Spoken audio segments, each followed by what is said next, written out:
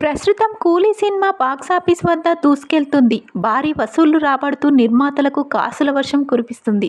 Release అయిన 4 రోజుల్లోనే 'కూలీ' సినిమా 400 కోట్లకు పైగానే వసూళ్లు వచ్చినట్టు ట్రేడ్ నిపుణులు చెబుతున్నారు. ఈ సినిమా సక్సెస్ ఆనందంలో ఉన్న నాగార్జున తాజాగా ఒక టాక్ షోకు హాజరయ్యారు. తన పర్సనల్ అండ్ ప్రొఫెషనల్ లైఫ్ గురించి సంబంధించిన పలు ఆసక్తికర విషయాలను అందులో పంచుకున్నారు నాగార్జున. మరీ ముఖ్యంగా తన తండ్రి దిగ్వంత ఏఎన్నార్ను గుర్తు చేసుకుని కాస్త ఎమోషనల్ అయ్యారు.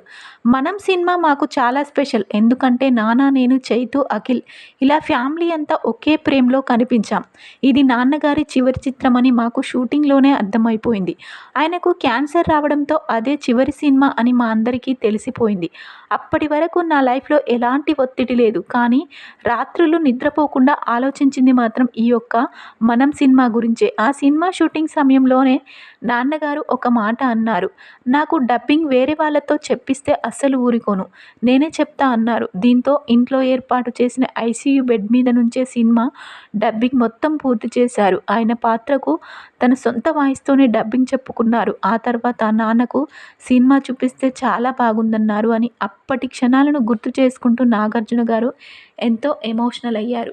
ప్రస్తుతం ఈ విషయాలు ఎంతో వైరల్ అవుతున్నాయి.